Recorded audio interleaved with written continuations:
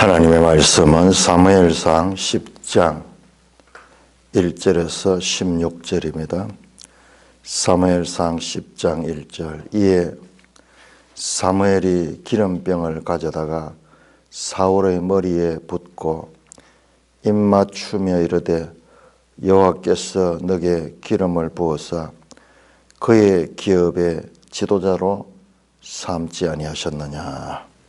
내가 오늘 나를 떠나가다가 베냐민 경계 세일사에 있는 라헬의 묘시 곁에서 두 사람을 만나요. 그들이 내게 이르기를 내가 찾으러 갔던 암나기를 찾은지라. 내 아버지가 암나기들의 염려를 놓았으나 너희로 말미암아 걱정하여 이르되 내 아들을 위하여 어찌하리요 하더라 할 것이요. 너가 거기서 더 나아가서 다볼 상수리 나무에 이르면 거기서 하나님을 배우려고 베델로 올라가는 세 사람을 만나리니 한 사람은 염소 새끼 셋을 이끌었고 한 사람은 떡 세 덩이를 가졌고 한 사람은 포도주 한 가죽 부대를 가진 자라. 그들이 내게 문안하고 떡 두 덩이를 주겠고 너는 그의 손에서 받으리라. 그 후에 너가 하나님의 산에 이르리니 그곳에는 블레셋 사람들의 영문이 있느니라. 말이네.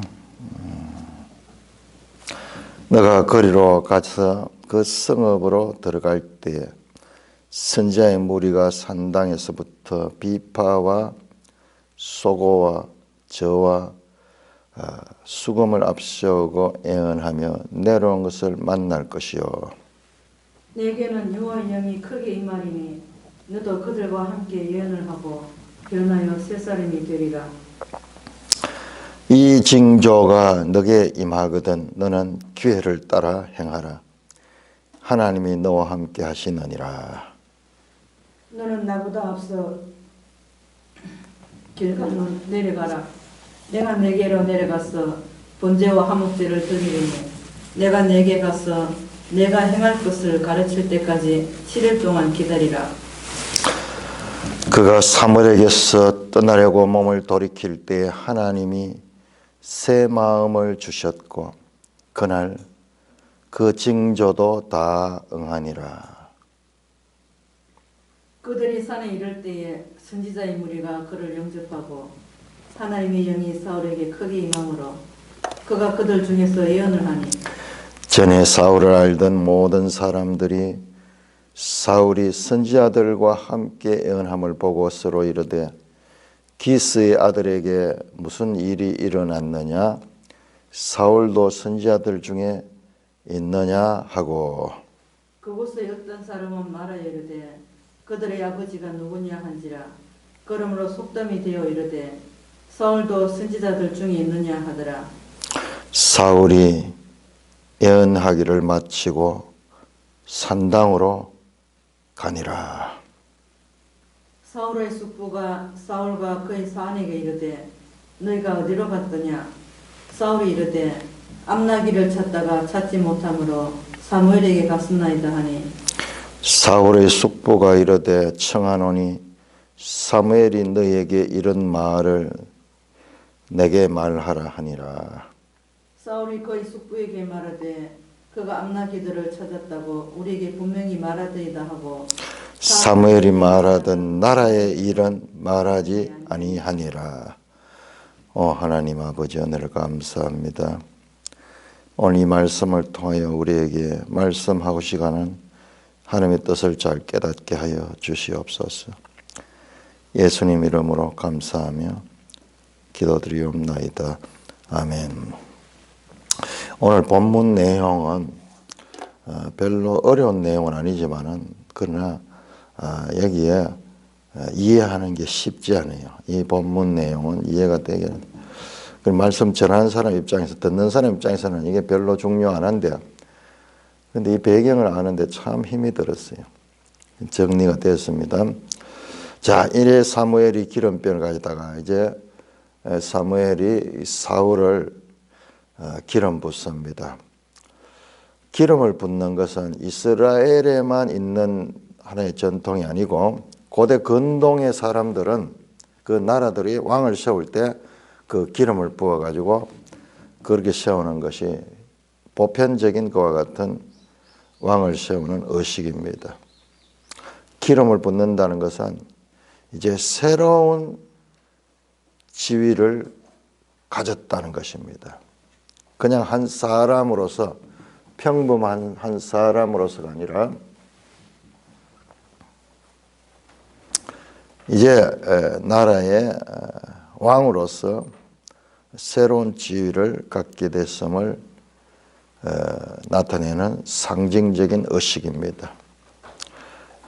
지금까지는 기스라는 사람의 아들이었지만은 이제는 하나님의 대리인으로서 세속에서 하나님을 대리하는 그와 같은 성스러운 지위를 가지게 되는 것을 드러내는 상징적인 일이에요. 그런데 이걸 아무도 본 적이 없죠. 아무도 본 사람이 없습니다.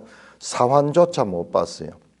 사적으로 지금 사무엘이 사울에게 기름을 붓습니다.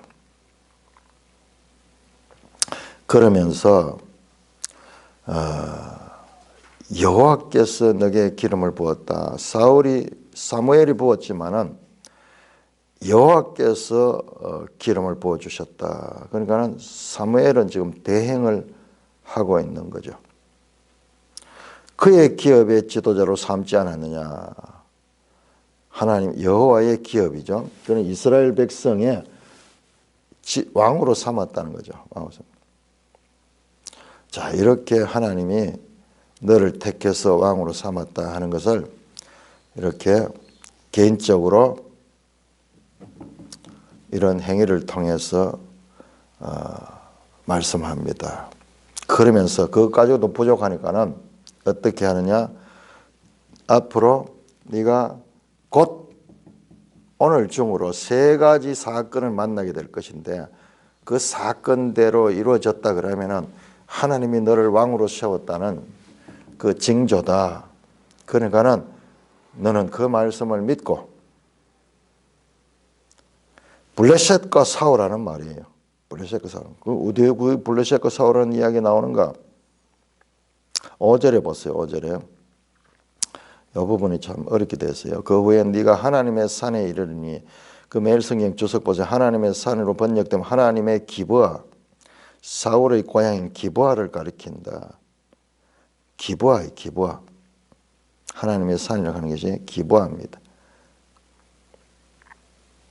그렇다면 그곳에는 블레셋 사람의 영문이 있느니라. 이게 무슨 말이냐 그러면 블레셋이 지금 여기 기브아에 주둔하고 있는 거예요.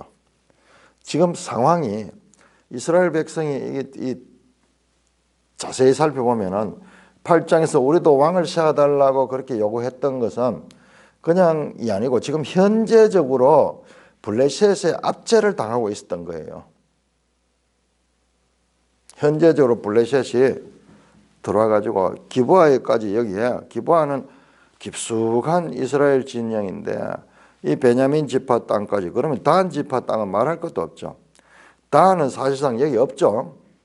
단은 지금 피해가지고 저 초장기에 저 북쪽으로 올라가 버렸잖아요. 그러니까는 베냐민이 그 블레셋과 경계가 되어버릴 정도로 그렇게 되는 거예요. 그래서 베냐민 깊숙이 들어가 기브아 땅까지 점령하고 거기에서 군대를 거기에다가 지금 주둔시키고 있는 거예요.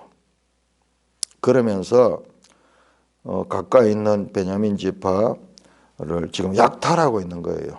약탈하고 있는 거예요. 이 배경을 우리가 알아야 돼.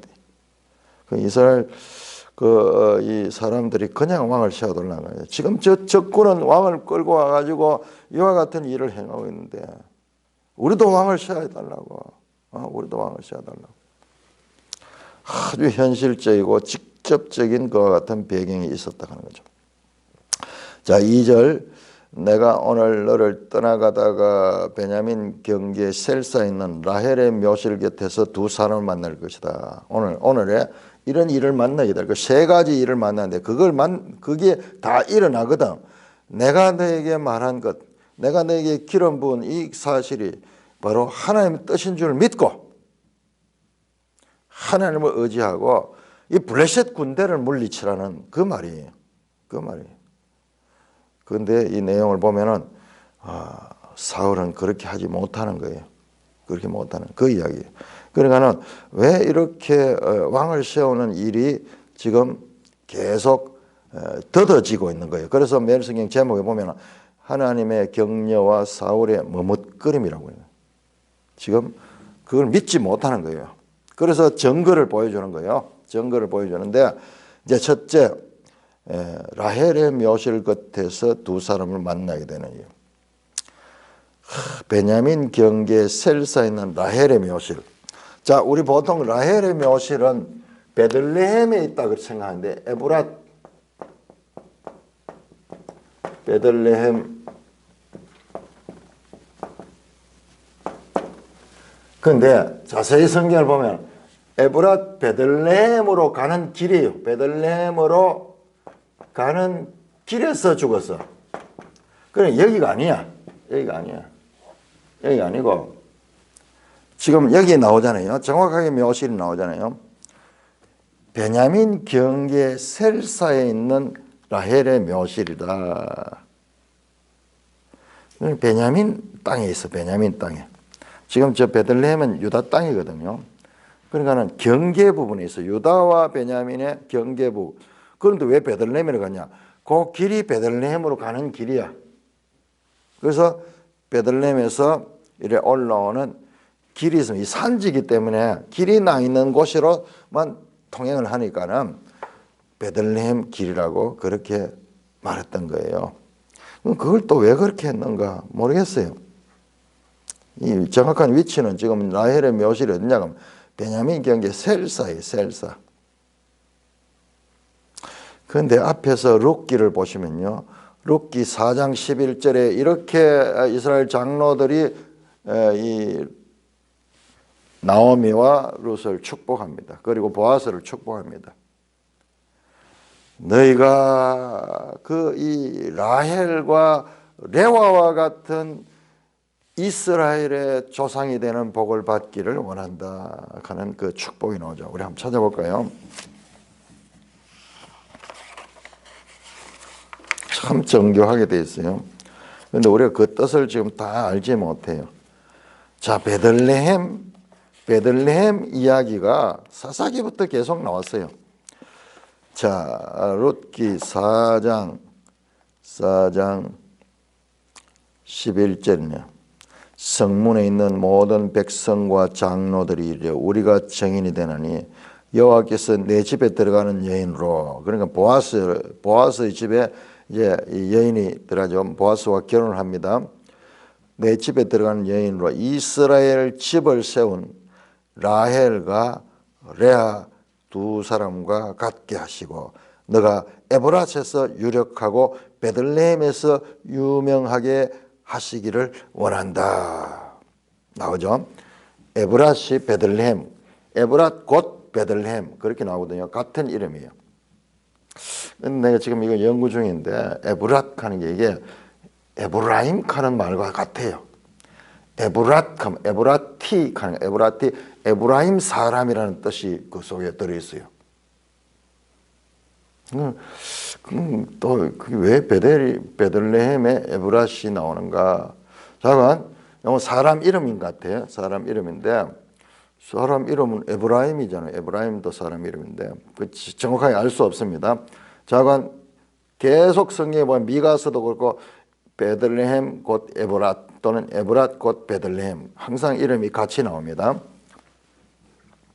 그래서 라헬과 레아 두 사람 갖고 레아와 라헬이 아니고 라헬과 레아, 원래 순서가 레아와 라헬이 돼야 되죠.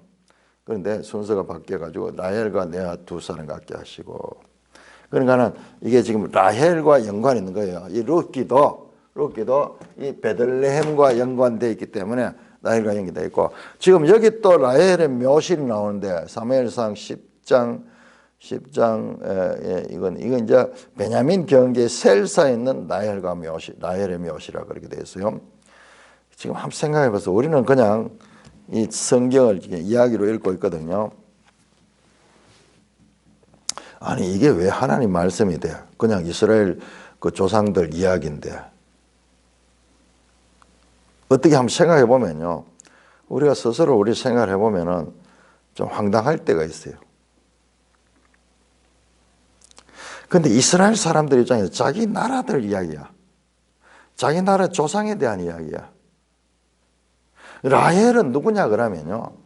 라헬은 이스라엘 조상, 이스라엘 후손들, 그리고 특히 베냐민 지파에서는 그들의 뿌리예요. 뿌리. 그들을 참 출생시킨 어머니고, 특히 베냐민 지파는 라헬이 여기에서 오는 길에서 베냐민을 출산하다 죽었잖아요.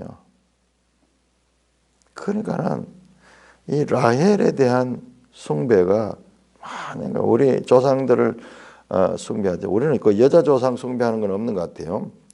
뭐 단군하고 전부 이렇게 하는데, 그런데 정말 라헬은 이스라엘의 어머니. 그들은 이 이야기를 생생하게 아는 거예요.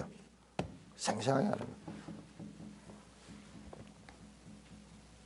거예요. 라헬의 묘실은 베냐민 지파에 누구든지 가면 알 수 있는 그와 같은 것이죠. 특히 베냐민 지파에서는 베냐민이 출생하다 돌아가신 거예요. 그러니까 우리가 이런 그 라헬의 묘실이라는 이 장소 하나만 하더라도 창세기까지 연결해서 이걸 봐야지 이게 이해가 돼요. 그냥 한 지명이 아니라, 그러니까 하나님이 또 돌이켜 생각해 보면 이것을 베냐민 땅을 여기에다 이 배정을 하셔서, 아니 이 땅 배정한 것은 여호수아 때 배정했는데, 그런데 라헬이 여기 죽은 것은 아브라함 때 죽었잖아요. 600년 전에,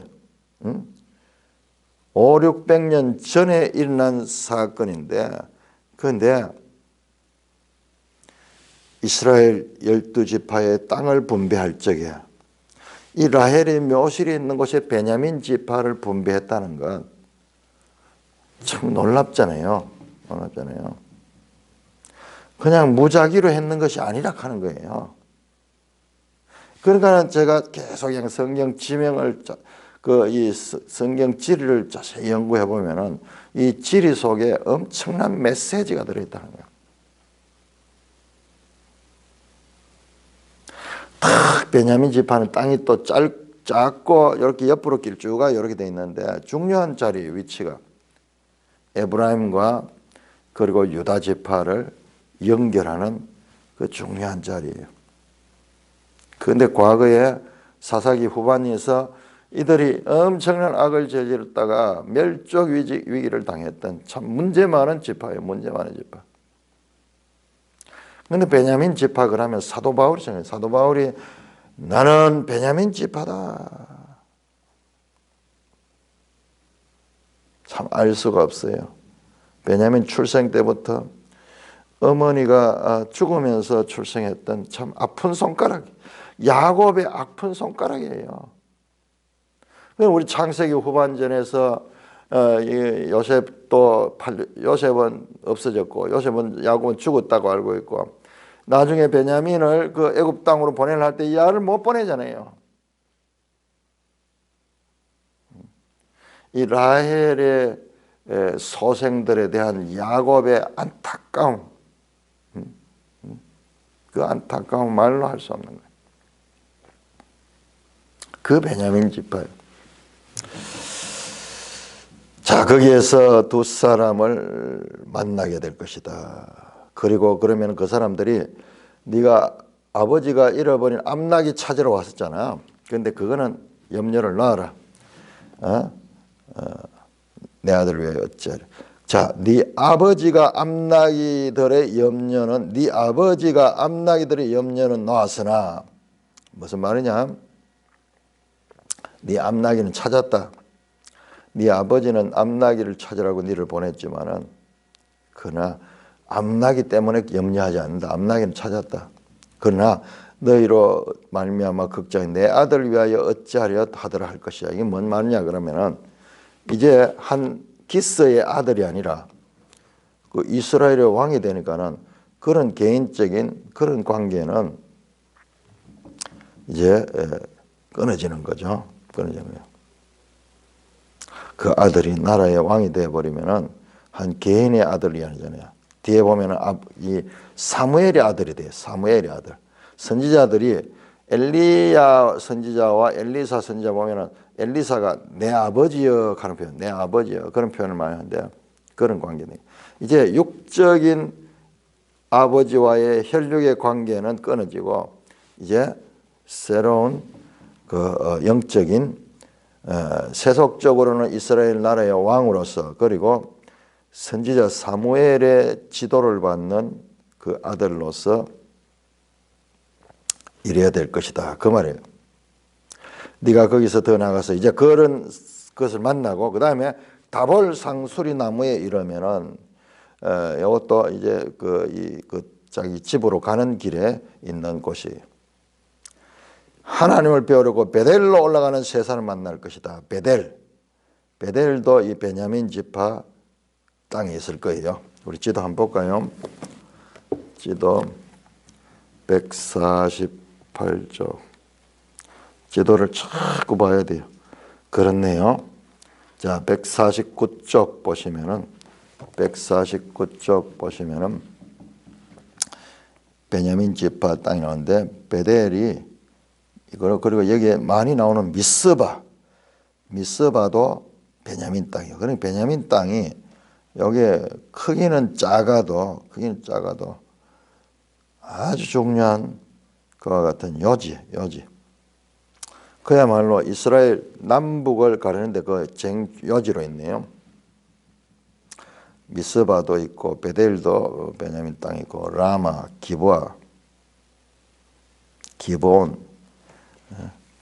그다음에 여리고도 그 베냐민 속에 속해 있네요. 여리고 여기 살기 좋은 데거든요. 정말 좋은 땅이에요. 크기 문제가 아니라 아주 땅이 좋은 위치의 땅이에요. 자, 그러면은 또 그 세 사람을 만났는데 한 사람은 염소 새끼, 한 사람은 떡 세 덩이, 한 사람은 포도주 가지고 니한테 떡 2덩이를 주고 니는 그걸 받게 될 거다. 정말 이런 일이 그대로 일어났던 것 같아요. 뒤에 보면 이 징조가 다 이루어졌다 하는 거 보면은 그 후에 네가 하나님의 산에 이르니 아까 말씀드렸죠. 기브아 기브아가 왜 또 하나님의 기브아인지 몰라요.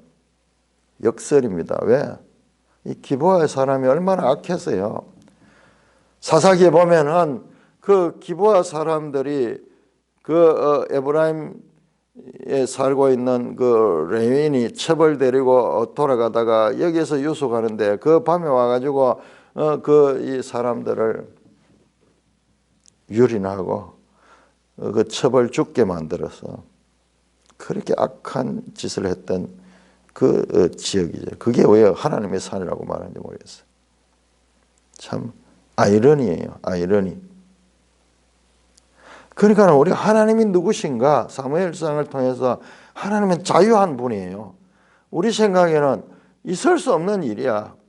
그런데 한나의 노래 2장에서 이 말씀이 계속 나와서 하나님은 낮은 자를 들어 높여주시고 있는 자를 낮추고 또 없는 자를 있게 하시고 그름뜸에 있는 자를 들어서 왕자에 높이시고 저 왕이 있는 자를 내려서 그름더미로 내리시는 역전의 하나님이다. 말씀드렸지만은 베냐민 지파에서 왕이 나온다는 이 자체도 있을 수 없는 일이에요. 가장 작은 지파에다가 가장 악한 일을 하다가 이스라엘 11지파로 말미암아 멸절 위기에 놓였던 그 지파. 그런데 그것도 이 베냐민 땅 가운데도 기브아 땅을 하나님의 산이라고 부르는. 그곳에 블레셋 사람들의 영문이 있느니라. 이 말이 그 말이에요. 블레셋이 여기 주둔해 있는 거예요. 그러면서 지금 주위에 공격하면서 괴롭히고 있는 거예요. 네가 거리로 가서 그 성읍에 들어갈 때 선지자의 무리가 산당에서 비파와 소고와 저와 수금을 합시하고 예언하며 내려온 것을 만날 것이요 네게는 여호와의 영이 크게 임하리라. 너도 그들과 함께 예언을 하고 변하여 새 사람이 되리라. 이 기브아는 사울의 집이 있는 곳이잖아요. 그곳에서 집에 도착하면은 그런 선지자 무리를 만나게 될 것이고, 그때 네한테 여호와의 영이 크게 임하리고 네가 그들과 함께 예언을 하고 변하여 새 사람이 되리라. 이야, 참 이거 완전 놀라운 이야기잖아요. 이 바로 신약 성경의 그 메시지잖아요.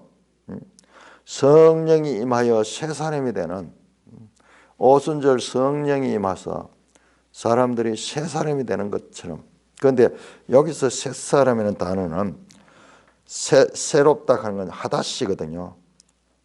그 새롭다는 것은 아니에요. 다른 사람이 됐다 하는, 다른 사람이 된다. 다른 사람이 된다.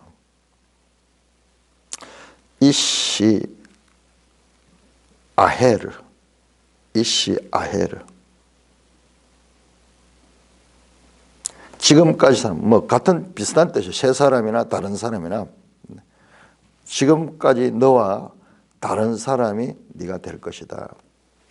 7절 이 징조가 네게 임하거든 너는 기회를 따라 하나님이 너와 함께 하시느라. 이게 이 말씀이 참 어려운데요. 자, 이것은 매일 성경 주석을 보면 기회를 따라 행하라는 직역하면 내 손이 발견한 것을 행하는데 네가 옳다고 생각해서 행하라를 의미한다. 이 해석 가지고도 잘 해석이 안 돼. 해설 보시죠. 해설 78조 해설 제일 밑에 단락 하나님의 부르심에 용기 있게 응해야 합니다. 안타깝게도 사울은 그러지 못했습니다. 당시 사울의 고향인 기브아에는 블레셋 군대가 주둔하면서 이스라엘을 약탈하고 있었습니다. 우리 이 배경을 모르고 있잖아요. 사울이 기브아에 이르고 하나님의 영이 크게 임하고 사울은 그때를 기회로 삼아 블레셋 주둔군을 하나님의 땅에서 몰아내야 했습니다. 그 말이에요. 이게 7절에 이 징조가 너희가 너는 기회를 따라 행하라. 하나님이 너와 함께. 하나님이 너와 함께 하니까는 이 싸워가지고 이 군대 블레셋 군대를 물리치라 이 말이에요. 그것이 하나님을 부르신 새 삶이었습니다. 그러나 사울은 아무것도 하지 않고 자기가 받은 사명에 대해서 함구한 채 옛삶으로 돌아갔습니다. 그러면 이제 뒤에가 해석이 돼. 이 부분이 해석이 쉽지 않아요. 그냥 이 표면에 드러나는 가지고는 해석이 쉽지 않아요. 제가 오늘 여기에 요세푸스를 가져왔는데 요세푸스는 유대 고대사거든요. 이 요세푸스 보면 이스라엘 역사가 다 나오는데 이 부분에 대해서도 아주 상세하게 나와 있어요. 그 설명을 다 해놓고 있어. 그냥 여기는 그냥 사건만 기록해 놓고 있는데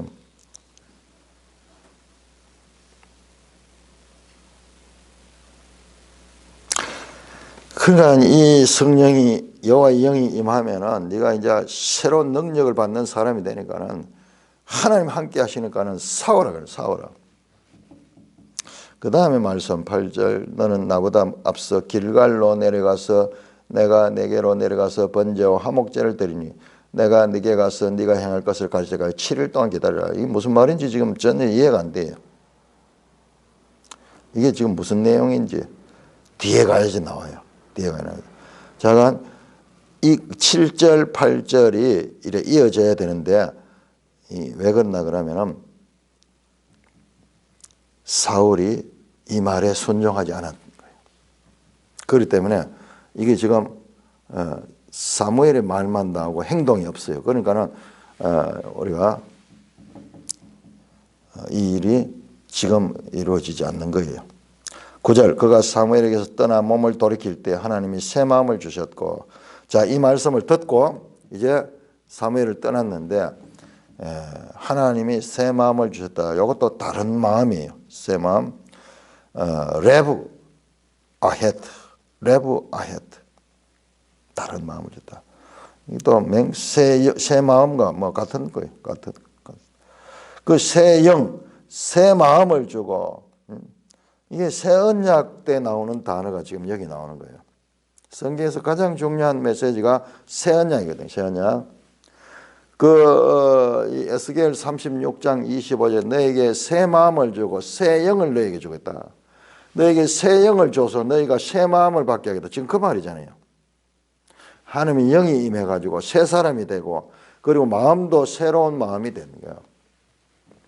그래서 그날에 몸을 돌이켜 하나님이 새 마음을 주셨고 그날 그 징조도 다 응하는 그 징조 앞에 나왔던 라헬의 모실 곁에서 두 사람을 만나고 다볼 상수리 나무에서 세 사람을 만나고 그 다음에 이 선지자의 무리를 만나가지고 여호와의 영이 크게 임하는 이게 다 그날 이루어졌는 거예요.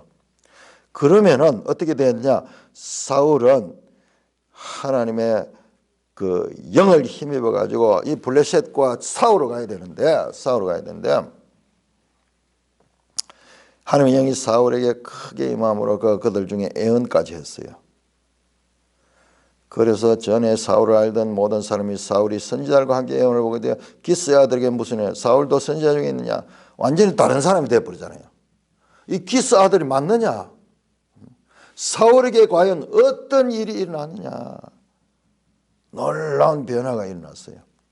12절 그곳에 어떤 사람들이 말해 그들의 아버지가 누구냐 한지라 그게 속담되어 사울도 선지자 중에 있느냐 하더라. 이 말씀이 이 앞에 내용을 잘 이해를 못하면 무슨 뜻인지 잘 모르는데 이렇게 완전히 새 사람이 변해버렸어요. 변했는데 그런데 이러면 어떻게 했냐? 그 6절 나왔죠. 네게 여호와 영이 크게 임하면은 네가 예언을 하고 변하여 새 사람이 되다. 여기까지 일어났잖아요. 그 다음에 7절에 이 징조가 네게 임하거든. 요 징조는요 여호와의 영이 임할 때 그때 너는 기회를 따라 행하여 하나님이 너와 함께 블레셋과 싸우라는 거예요. 싸우라는 거예요.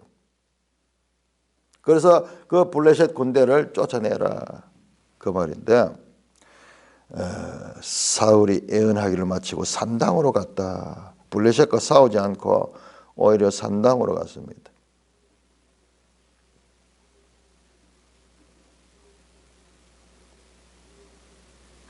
진짜 되게 중요한 본문이에요. 성령이 임하시는 이 새 언약, 미리 보는 새 언약 같은 거예요.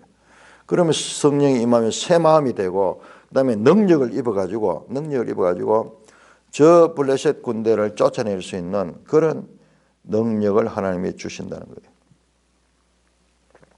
그런데 사울은 그 모든 것을 다 징조들을 경험했음에도 불구하고 산당으로 갔다. 블레셋과 싸우는 것이 아니고 그 부분도 좀 이상하죠. 그 다음에 14절 사울의 숙부가 사울과 그의 사원에게 이르되 이제 그러다가 다시 기브아 집으로 갔단 모양이에요. 사울의 삼촌이 사울과 그의 사원에게 너희가 어디로 갔더냐? 그동안 무슨 일이 있었냐? 사울이 이르되 암나기들을 찾다가 찾지 못함으로 사무엘에게 갔었나이다. 사울의 숙부가 이르되 그러면 사무엘이 네한테 무슨 말 하더냐? 사울이 그의 숙부에게 말하되 암나기를 찾았다고 우리에게 분명히 말하다 하고 사무엘이 말하던 나라의 일은 말하지 아니하니라. 자, 이게 중요합니다. 그럼 결과적으로 오늘 10장은 사울이 불순종하고 있는 거예요. 사울이 이렇게 증거를 보여주고 징조를 통해서 다 하나님 뜻을 알려줬는데도 불구하고 사울이 불순종했다. 이거 잘못 보면요. 저도 처음에 이렇게 봤어요. 이 내용이 사무엘이 겸손해가지고 그랬구나. 사울이 겸손해가 그랬구나 이런 생각을 했는데 그게 아니에요. 불순종하고 있는 것이에요. 그래서 메시지 제목이 하나님의 격려와 사울의 머뭇거림입니다. 마치 성령이 임하듯이 새 언약의 성령이 임하듯이 사울에게 그와 같은 성령이 임하고 능력이 임해서 마음도 새 마음을 주셨고 능력으로 주시며 하나님이 함께 하신다고 했는데 그 말씀을 믿지 못하고 지금 사울이 불순종하고 있는 그와 같은 것입니다. 자, 이 본문에 나오는 이 하나님의 영이 사울에 임하는 것과 새언약 시대에 성령이 임하는 것의 차이가 있어요. 뒤에 보면 이제 나오는데, 자, 우리가 그 예수님께서 성령, 보혜사 성령이 임하는 것이 우리 속에 내주한다 그랬죠. 내주한다 그랬는데, 그런데 사울이 보면 나중에 성령이 떠나버려요. 떠나버려 악령이 그를 지배해버려요. 그러니까는 현상은 비슷하지만은 그 본질적으로 차이가 있어요. 여기는 순간순간으로 임해 필요에 따라 가지고 그렇지만은 내주하진 않는데 그런 차이가 있다는 것을 알게 됩니다. 자, 이 본문이 참 해석하기 쉽지 않았어요. 지금 이 강의를 잘 들어야 돼요. 이 강의를 잘 들어야 돼요. 그러면은 이 해설하고 참고해보면 그 배경하고 지금 나오는 거 반대로 해석할 수 있어요. 사울이 아주 겸손했다 이렇게 보겠는데 그런 뜻이 아니에요. 자, 10장 17절에서 27절까지 17절에서 27절까지 교독합니다. 사무엘이 백성을 미스바로 불러 여호와 앞에 모으고 이스라엘 자손에게 이르되 이스라엘 하나님 여호와께서 이같이 말씀하시기를 내가 이스라엘을 애굽에서 인도하여 내고 너희를 애굽인의 손과 너희를 압제하는 모든 나라의 손에서 건져내었느니라 하셨거늘 너희는 너희를 모든 재난과 고통 중에서 친히 구원하여 내신 너희 하나님을 오늘 버리고 이러기를 우리의 왕을 세우라 하는도다.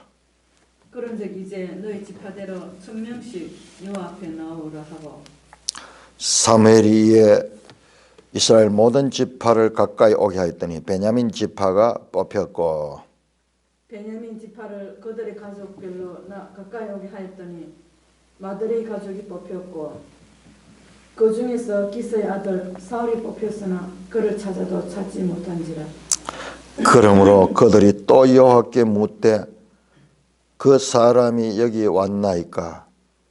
여호와께서 대답하시되 그가 진보다리들 사이에 숨었느니라 하셨더라. 그들이 달려가서 거기서 그를 데려오매 그가 백성 중에서 쓰니 다른 사람보다 어깨 위만큼 컸더라. 사무엘이 모든 백성에게 이르되 너희는 여호와께서 택하신 자를 보느냐? 모든 백성 중에 짝할 이가 없느니라 하니 모든 백성이 왕의 만세를 외쳐 부르니라.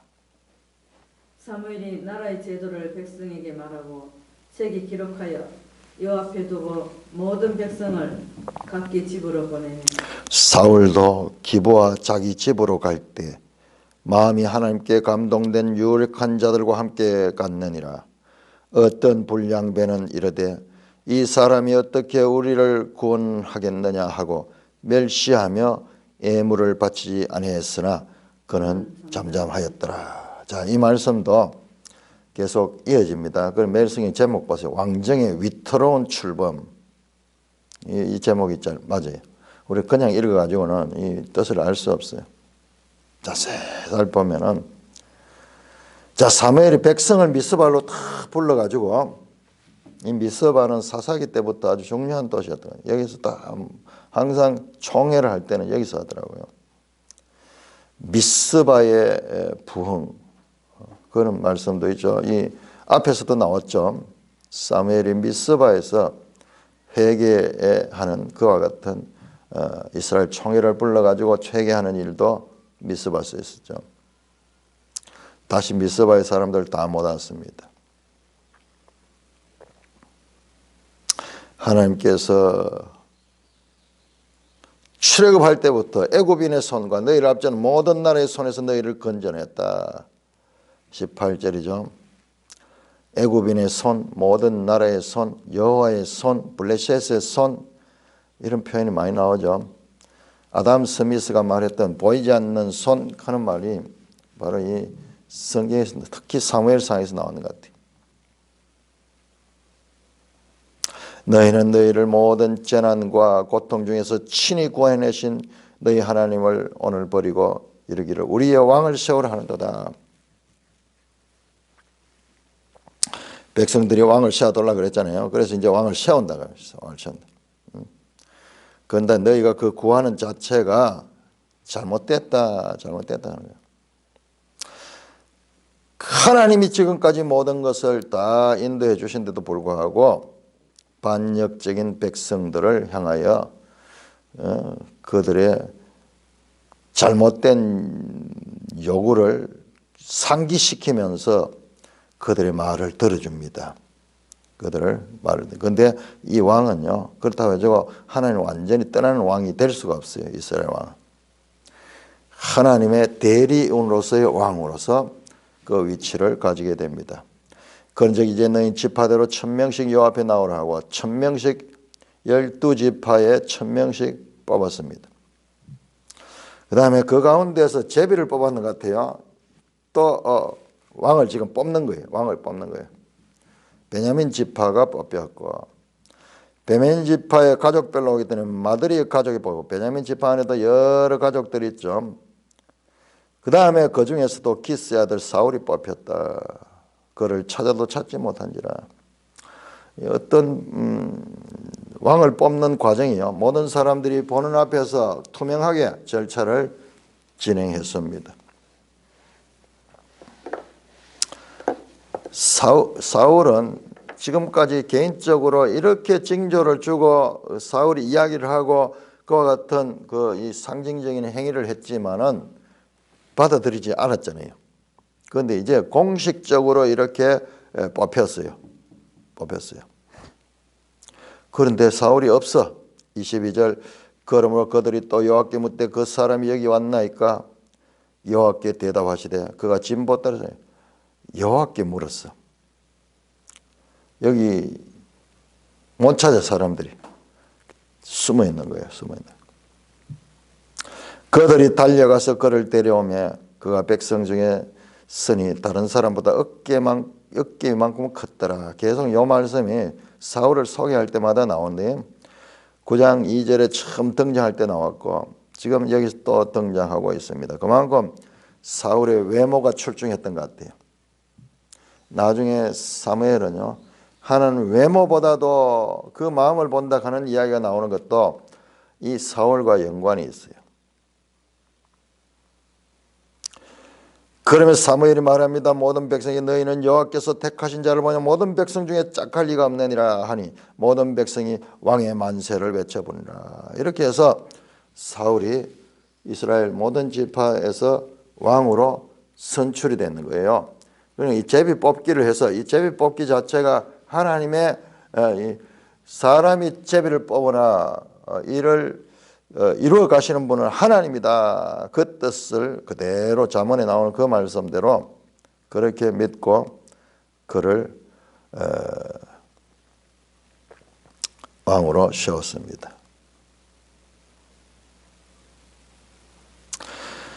25절에 사무엘이 나라의 제도를 백성에게 말하고 책에 기록하여 여호와 앞에 두고 모든 백성이 각기 집으로 보냈다. 나라의 제도를 백성에게 말하고 나라의 제도 8장에서 나왔는데 아마 그거는 이제 왕이 세우면은 부정적인 일들, 너희 아들들과 딸들을 데려가지고 이 군대로 삼고 또는 요리하는 사람을 삼고 그 왕이 독재를 하게 될 것이다. 세금을 과중하게 물리고 그렇게 할 거다. 그 이야기 아닌 것 같아요. 그 이야기 아니고 신명기 17장 14절에서 20절에 나오는 이스라엘 왕에 대한 모세의 법이 있잖아요. 항상 그는 말을 많이 두지 말고 이방 왕들처럼 여자를 많이 두지 말고 군대를 많이 가지지 말고 그러면서 나오는 그 신명기 17장 14절에서 20절에 그 모세 왕의 제도를 말씀하고 책에 기록하여 여 앞에 두고 모든 백성은 각기 집으로. 사울도 기브아 자기 집으로 갔다. 그러니까 지금 우리가 이걸 잘 생각해야 돼요. 아직까지 왕궁도 없고 왕이 뭐 어떻게 해야 되는지도 없고 왕에게 그럼 생활할 수 있도록 뭐 월급을 준다든지 이런 것도 없고 그런 제도가 없어 아직까지. 이제 참 왕만 세워져서 그래서 사울도 자기 집으로 갑니다. 기브아로 갑니다. 그때 이제 마음이 하나님께 감동된 유력한 자들이 함께 가는 사람도 있었어. 인천 왕처럼 가는데 이제 기브아의 집에서 자기가 이제 왕 노릇하기도 아직까지 뭐 이게 정리가 안 돼서 왕만 선출이 돼서 그런데 그 가운데 하나님께 감동된 유력한 자들 여기 유력하다 하는 게 군대 하일 군대도 붙고 그렇게 해서 이스라엘을 멜성이 주석이 나오네. 유력한 자들로 번역된 단어 하일은 군대를 의미한다. 이들은 사울을 도와 이스라엘을 블레셋의 압제에서 구원하려고 나선 일종의 민병대다. 그런데 27절에 어떤 불량배는 이르되 이 사람이 어떻게 우리를 구했냐 하고 멸시하며 애물을 받지 않았다. 그는 잠잠했다. 여기서 불량배라고 하는데 베니 벨리알 앞에 나왔던 이 엘리의 두 아들에게 붙여졌던 그 표현이 베니 벨리알. 사울을 무시하는 거예요. 무시할 만도 하잖아요. 베냐민 지파에서 그것도 기본 사람이 어떻게 우리를 구원할 수 있겠나. 멸시하며 예물도 바치지 않고 그랬다. 그러나 사울은 잠잠했다. 사울의 고향 기브아 처음 나와요. 지금 기브아라는 이름이 지금 사울의 고향이 기브아라는 게 이제 처음 나와요. 충격적이에요. 충격적. 왜? 사사기를 아는 사람은 이 기브아인들이 얼마나 악한 사람이었고 나중에 이들 때문에 베냐민 지파 전체가 다 몰살당할 뻔했던 그 일이 일어났던 장소가 기브아인데 사울이 그쪽 사람이라. 그쪽의 사람.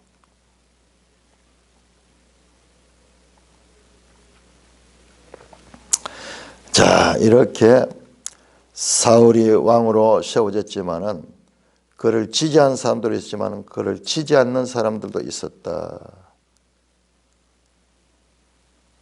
그러나 그는 잠잠하였더라. 사울이 참고 있습니다. 어떤 면 아직까지 힘이 없으니까는 또 어떤 면에서는 진짜 성품이 훌륭해요.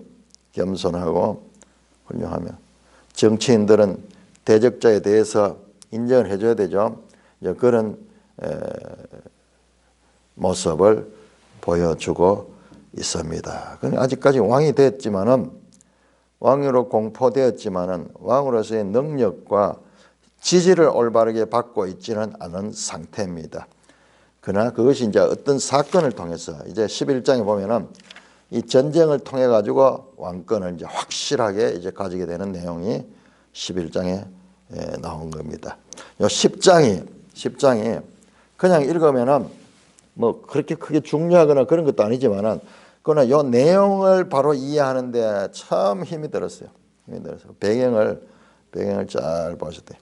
그래서 매일 성경 제목대로 출범이 아직까지 위태롭고 불안하다.